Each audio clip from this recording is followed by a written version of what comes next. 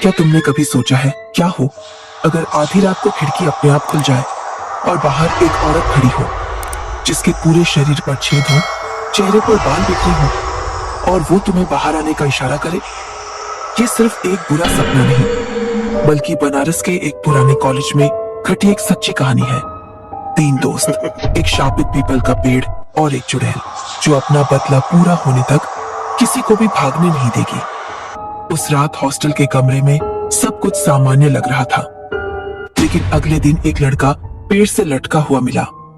यह कहानी कमजोर दिल वालों के लिए नहीं है, क्योंकि जो होने वाला था उसके बाद उस पेड़ के पास जाना भी गुनाह हो गया।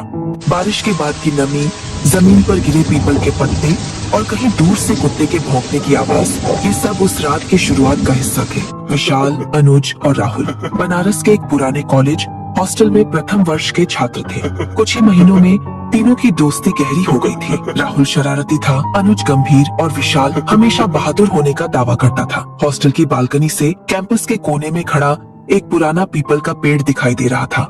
स्थानीय लोग इसे चुड़ैल पीपल कहते थे। मैंने सुना है कि 20 साल पहले इस पेड़ के नीचे एक लड़की दफन थी और जो भी इसके पास गया वह कभी वापस नहीं आया। विशाल हंसा और बोला, ये सब बेकार की कहानियां हैं, डराने के लिए घड़ी गई है। आओ वे आज रात पेड़ देख कर आएंगे। राहुल ने चुनौती दी, जो कोई इसकी टहनी से बंधा धागा लाएगा मैं उसे 500 रुपये दूंगा। आधी रात के आसपास वे तीनों हॉस्टल की दीवार पर चढ़ गए और धीरे धीरे पीपल के पेड़ की ओर बढ़े। हवा में एक अजीब सी नमी और सड़े हुए पत्तों की गंध थी।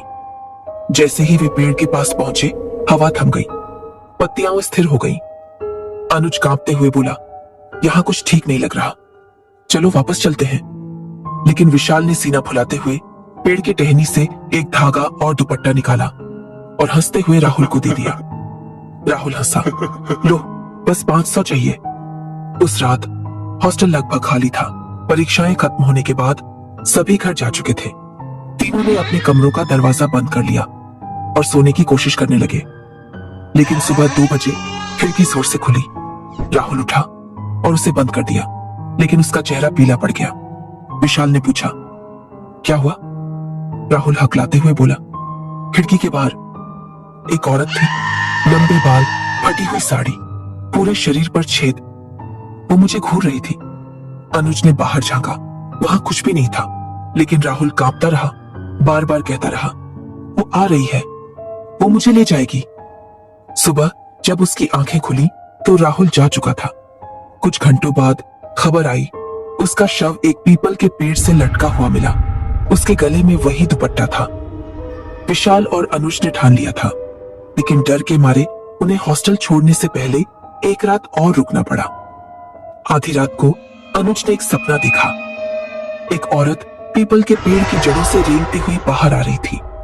उसके बाल बिखरे हुए थे, उसकी आंखें सूनी थीं और उसका हाथ सीधे उसके गले तक पहुंच रहा था। अचानक उसकी आंखें खुली, पसीने से लथपथ। विशाल सामने कोने में बैठा था, हवा में घूर रहा था। उसके होंठ ऐसे हिल रहे थे मानो वह किसी से बात कर रहा हो। अनुज ने डरते हुए पूछा, तुम किससे बात कर रहे हो? विशाल ने आंखें घुमाई। उसकी आंखों में गहरा डर था। वह कह रही है, मेरी बारी है। विशाल अचानक उठा और कमरे से बाहर भागा। अनुज उसके पीछे दौड़ा और देखते ही देखते दोनों पीपल के पेड़ के पास पहुंच गए। विशाल हवा में लटका हुआ था, मानो किसी अदृश्य शक्ति ने उसे जकड़ लिया हो। वह दर्द से चीख रहा था। तभी उसकी गर्दन झटके से मुड़ी और वह जमीन पर गिर पड़ा। वही औरत अब पेड़ के पीछे से प्रकट हुई। उसका चेहरा सड़ रहा था, उसके शरीर से दुर्गंध आ रही थी। अनुज का दिमाग शून्य हो गया और फिर चारों तरफ अंधेरा छा गया। अगली सुबह विशाल का शव भी पेड़ से लटका हुआ मिला। कॉलेज प्रशासन ने तुरंत उस जगह को सीमेंट से ढक दिया। अनुज ने यह कहानी किसी को नहीं बताई, लेकिन आज भी बनारस के इस आदमी के पास कोई नहीं जाता।